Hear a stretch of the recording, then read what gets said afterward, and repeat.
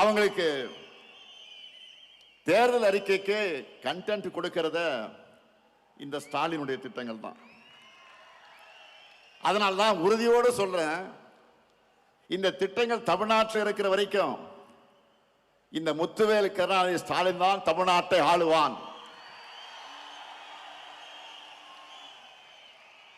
நாம இவ்வளவையும் செஞ்சுட்டு மக்கள் கிட்ட வாக்கு கேட்கிறோம். ஆனா அதிமுக கூட்டணி சாரி அப்படி சொன்னா மோடி அமித்ஷாவும் கோச்சிப்பாங்க. என்டிஏ கூட்டணி சொல்லணும்.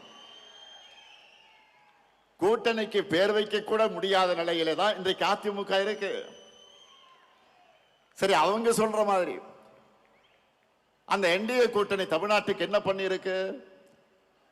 கடந்த 5 ஆண்டுகள்ல நமக்கு தர வேண்டிய கல்வி நிதி, ஜல்ஜீவன் திட்ட நிதி, 100 நாள் வேலை திட்ட நிதி, பேரிடர் நிவாரண நிதி, நாம கேட்ட எதையும் தரல. மாநிலத்துக்கான சிறப்பு திட்டங்களையும் தரல. ஏன்?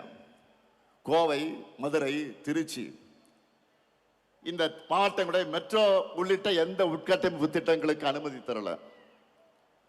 நாம கேட்கிறது நன்மை செய்யணும், ஆட்சி பொறுப்புக்கு வரணும் என்ற எண்ணம் அவங்களுக்கு இருந்திருந்தா அடிப்படையா மாநிலத்துக்கு கேட்டதையாவது அவங்க கொடுத்திருக்கணும்.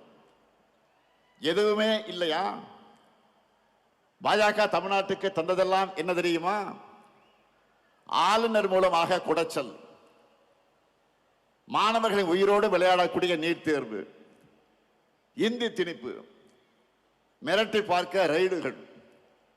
இப்படிப்பட்ட ஆட்சிதான் பிரதமர் மோடி சொல்லுகிற என்டிஏ ஆட்சி.